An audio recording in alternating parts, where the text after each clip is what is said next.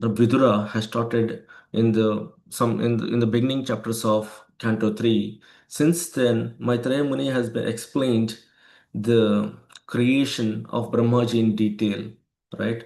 So one of those details he explains about basically he explains about the um, creation of Brahmaji and also the children of children of Brahmaji. And from there, he moved on to explanation of the children of Swayambhava Manu. Swayambhava Manu had three daughters and two sons. So the three daughters are Akuti, Prasuti, and Devahuti. And Mother Devahuti's story he explained in detail the marriage of Kardamamani. Kardamamani's desire Kardamamani expressing his desire to the Lord to get a suitable wife who can be helpful for his devotional life. So, and we have seen Lord himself as taking birth, or appearing as Kapila Dev as their children, Mother Devahuti and Kardamamani. Then he talks about Prasuti. Prasuti is the daughter of Swayambhava Manu, and she was married to Daksha. So their daughter, Mother Sati, got immolated in the fire because of the whatever has happened in the last few chapters. We have read through that, right? Daksha Prajapati's yagna and Lord Shiva getting enraged and all other information we have read through all these details in the previous chapters. And the third daughter, Akuti, he gives Maitreya Muni gives a little bit of introduction to Akuti, and he mentions that Akuti was married to Ruchi, and Lord himself appears as a yagna, and he appears in their womb, and he appears as yagna, and the yagna will become Indra in the coming days. So that's in the next few like in the next generations, yagna will become the Indra. So that story has explained. Now he's moving on to explain the other progeny of Brahmaji. He has given detailed explanation in the previous in the Canto 3, but now he wants to just touch up in the beginning of this chapter. He touches up by talking about the um, creation, Brahmaji's creation.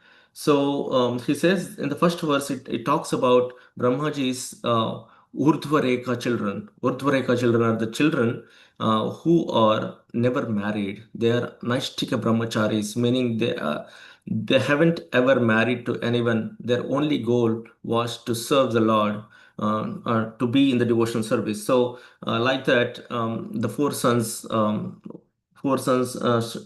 Sanatana, Sanandana, Sanat Kumara, and also he talks about, he gives the detail of Narada Muni. He includes Narada Muni, Ribhu, Hansa, Arini, and Yati. So all these sons of Brahmaji are Naishtika Brahmacharis, meaning they never got married.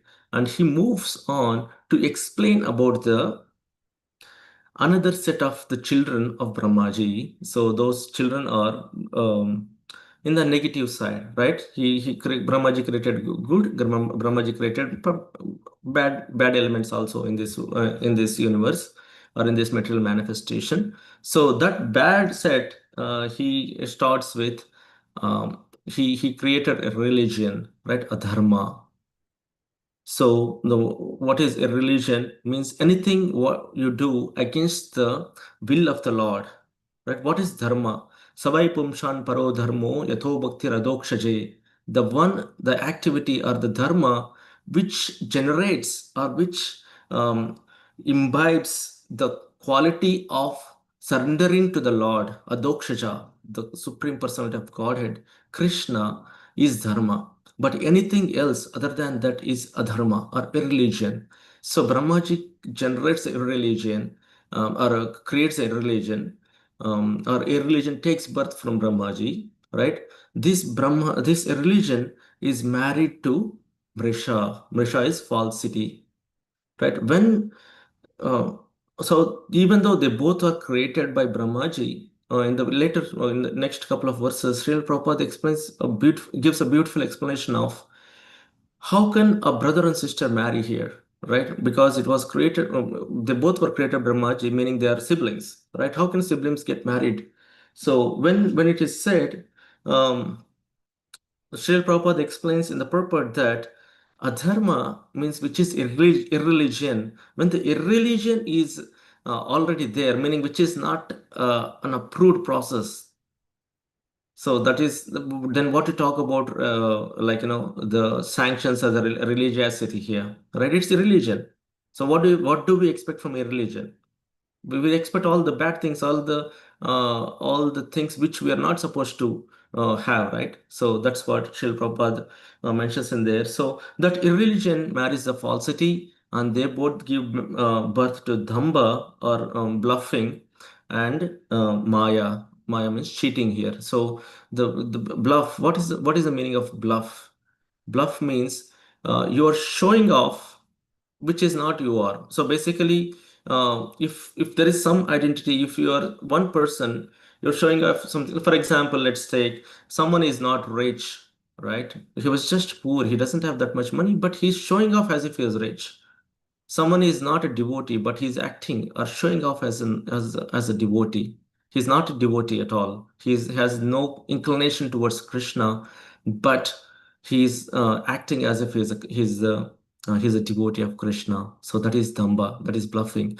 And someone, like, even though they are not educated, they show off as they're educated, and they try to quote some verses which doesn't make any sense at the end. So that is bluffing. So what do you get with the bluffing? With the bluffing, you get cheating, right? You basically, why do you bluff? Why if someone bluffs? They bluff because they want to cheat. So that combination of bluffing and cheating will create or generate lobha and nikriti. So this lobha and nikriti, are the greed and cunning. So when the dhamba and cheating get together, they create greed, and Nikriti is cunning. So from the Lobha and Nikriti, Krodha and Himsa will generate. Anger and envy will generate, right? So from the angry and Himsa or envy, we get the Kali and Durukti. So Durukti, Kali and from Krodha and Himsa, Kali and Durukti will generate. So Kali is the age of quarrel, and Durukti is the harsh speech, right? So this will generate, and from the Kali and her speech, we get, Maitreya Muni is explaining Bhiti and Mrityu will come up here. So Bhiti is fear, and Mrityu is death. So from Bhiti and Mrityu, Yatana and Nirai is generated. Yatana is excessive pain, and hellish condition will appear. So after explaining this creation of the bad elements of religiosity, right? Um, Maitreya Muni explains that if one hears to this creation thrice, right? So there, they will achieve piety. So by listening to the irreligiosity, we're achieving piety, and their mental contamination will be eliminated. So that's what Maitreya Muni is saying. Now the question comes, Maitramani, and in Srimad Bhagavatam, we have many other descriptions, right? Many other descriptions of other, for example, description of Brahmaji's creation, many other creations are explained in Bhagavatam. But why the explanation by hearing, and it was never said that if someone reads or hears this for 3 times, you get this. Yes, there is falsity of listening to different stories, but specifically reading or hearing to this thrice, to the creation of this irreligiosity thrice, you'll get freed from the mental contamination, and you'll get piety. So that's what Maitreya Muni says. And Acharyas explain that it is because if you hear about bad thing, you'll get knowledge, and you'll understand we should not do those things. Okay. So for example, if someone hears about the prison, the miseries of the prison, prison, the miserable condition or the living condition of the prisoners, then what do you do?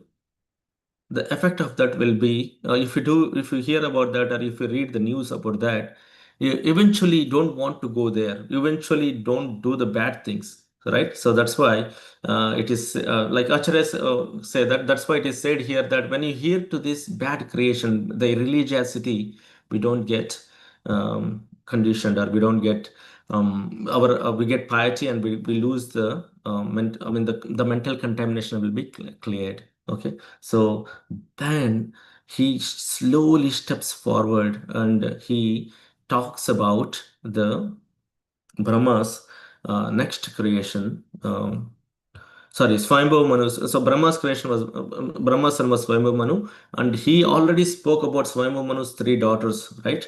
Then from Swayambhav Manu, he moves forward, and he is now, after speaking all this religiosity and other things, he wants to talk about a special devotee who is very dear to Krishna. So that is where he is excited to talk about this topic. And in this topic, we are now in the verse 7, where it says, Priyavrato Uttanapadau Shatarupa Pate Sutau Vasudevasya Kalaya Rakshayam Jagatastitau. So Maitreya Muni is saying that Swayambhu Manu had two sons. So those two sons are Priyavrata and Uttanapad, right?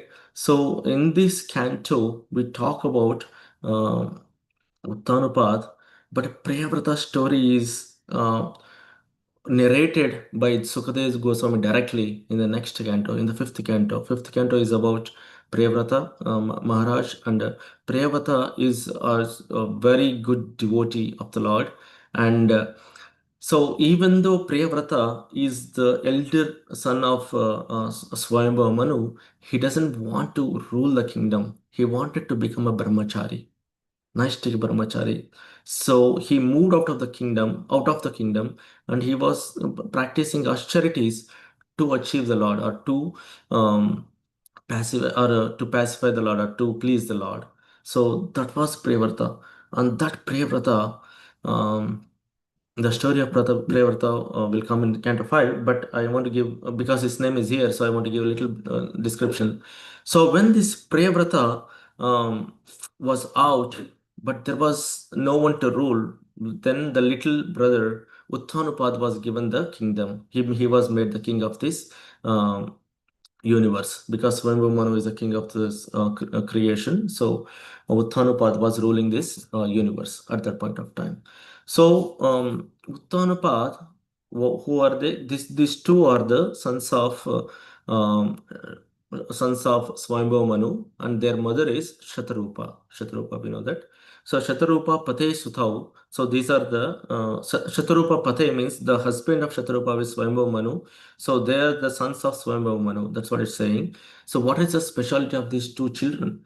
These two children are Vasudevasya Kalaya. So Vasudevasya Kalaya means they are the plenary portions of Vasudeva. Vasudeva, who is Vasudeva? Vasudeva is Sri Krishna, the Supreme Personality of Godhead.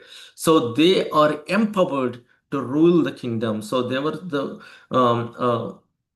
Shaktavesha avatar of the Lord, and and that's why they had all qualities. They are very good, very well qualified to rule the kingdom, meaning to do the rakshayam, to protect the citizens, and also um, and also for the maintenance, for the protection and the maintenance of this universe or the world, they are qualified. Why are they qualified? They are qualified because they are the empowered incarnations of the Lord. Basically, they are the Shakta Vishya avatar of the Lord. They are basically the Kalaya. They are the plenary portions of the Lord Himself, right? So even though we see Uttanupad's in a little bit of negativity or negative role here, but he's an empowered king. His ruling was good, right? And same thing happens, like Priyavrata comes back again.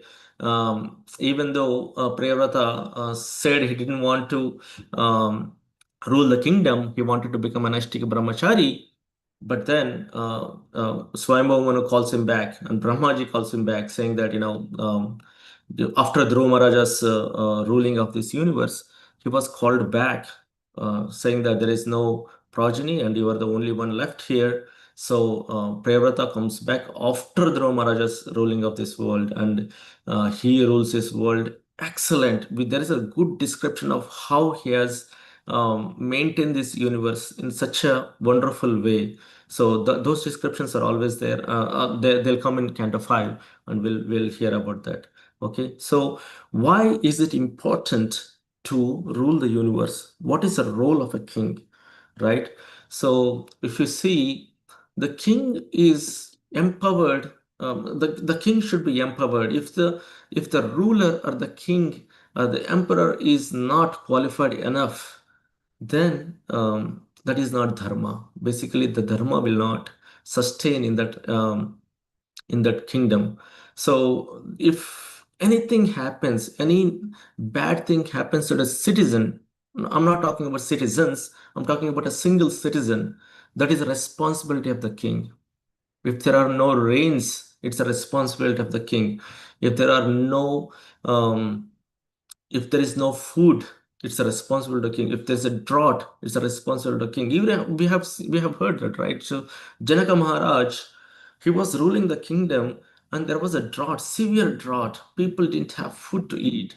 So he took the responsibility and he started plowing the land, right? Some of his ministers or the instructors or the people who provide guidance to the king, they instructed him to plow the land with a golden plow, right? So then he took the responsibility and he plowed the land, and eventually he found Mother Sita in that plowing. So that's the responsibility of king, right? This and king is not biased. He follows the dharma. He should follow dharma. There is a beautiful story in Mahabharata, right?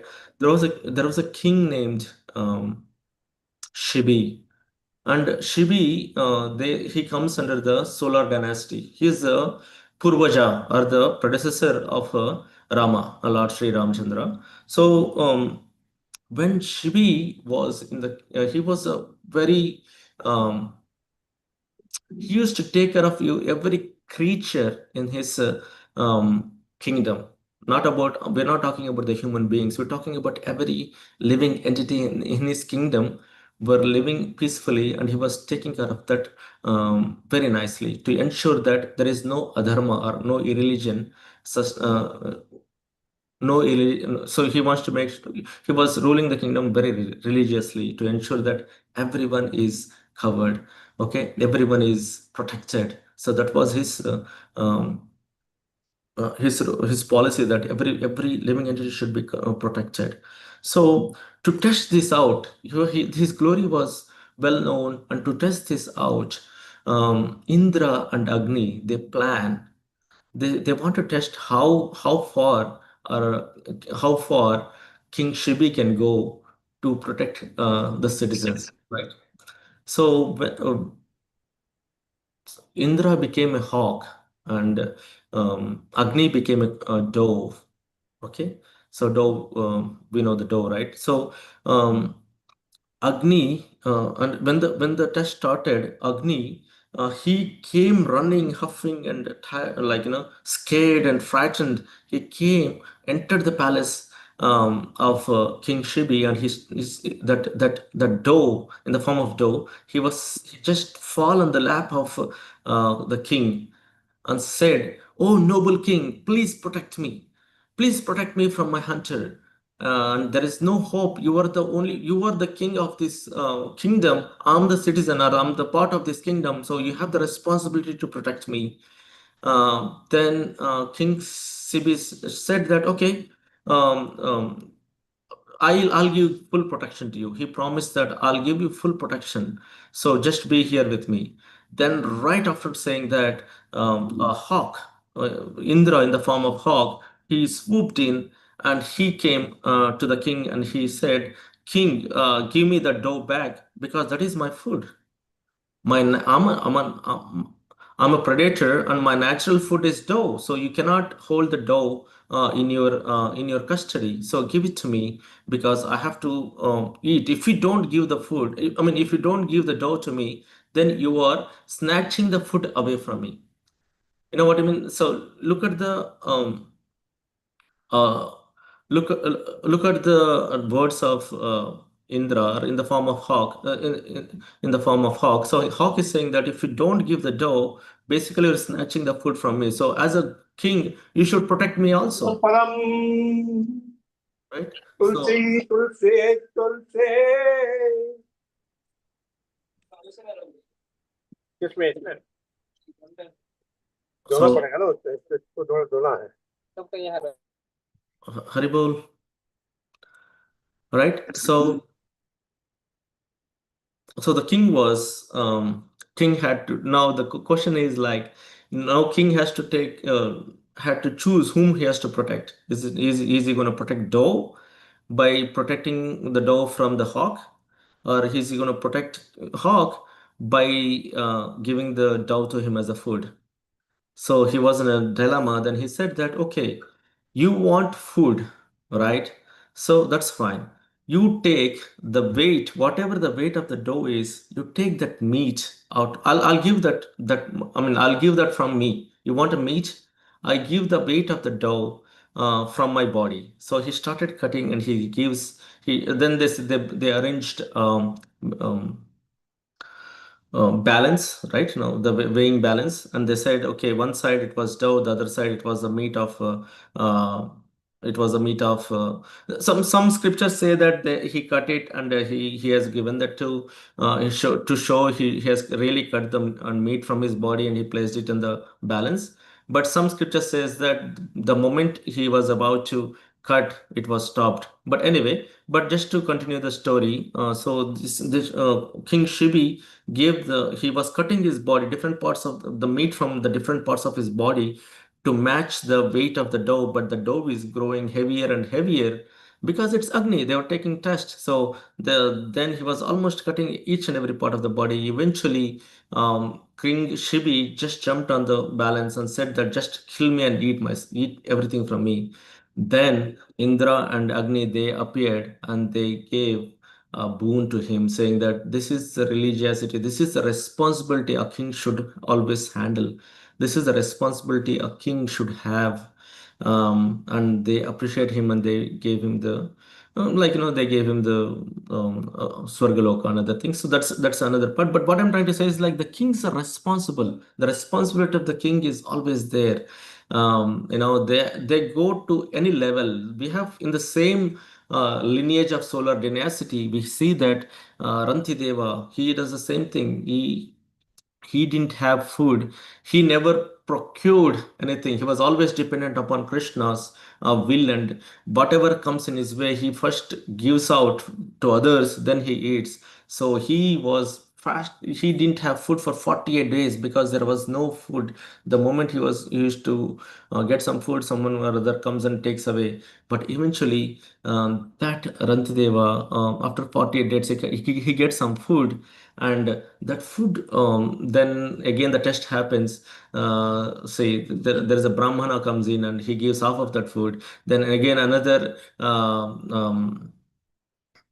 yeah, then the Shudra comes or hunter comes in, then he gives another half, and again there is another yeah. So the Shudra comes, he gives half, and the next another hunter comes, he gives half the full plate, and he has only water left with. Then Chandala comes in and right, and they ask for water, and he gives the water also.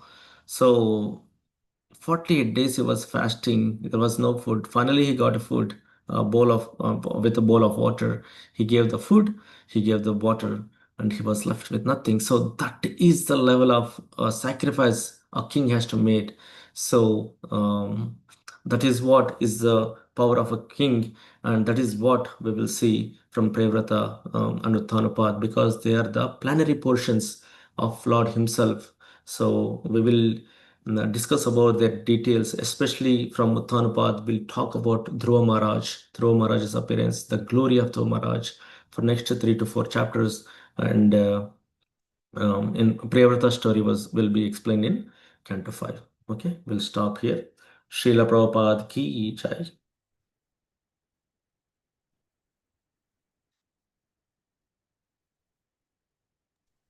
Thank you, Hare Krishna Prabhu. We would like to wish everybody a safe and Krishna conscious day ahead. And we'd like to offer our prayers to the Supreme Lord by chanting Hare Krishna, Hare Krishna, Krishna Krishna Krishna Krishna, Hare Hare, Hare Ram, Hare Ram, Hare Hare Ram, Rama, Rama Rama Hare Hare Hare Hare Krishna Krishna Krishna Krishna Hare Hare Hare Hare Rama Rama Rama Hare Hare Krishna, Hare Krishna Krishna Krishna, Krishna Hare Hare Hare Hare Rama Hare Rama Rama, Rama Hare Hare Hare.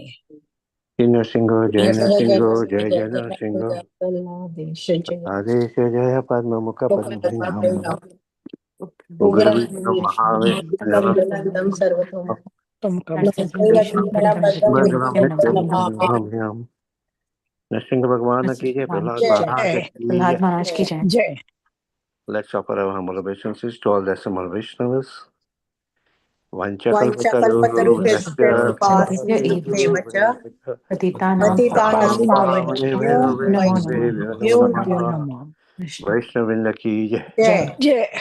Granthra Srimad Bhagavatam ki jai. Jai Jai. Srila Prabhupada ki jai. Jai. Jai. God Premanande. Hari Bol. Hari Hari Bol. Thank you, Hari Krishna. Thank you. Thank you. Thank you. Hare Krishna. Hare Krishna, Hare Bol. Hari Bol.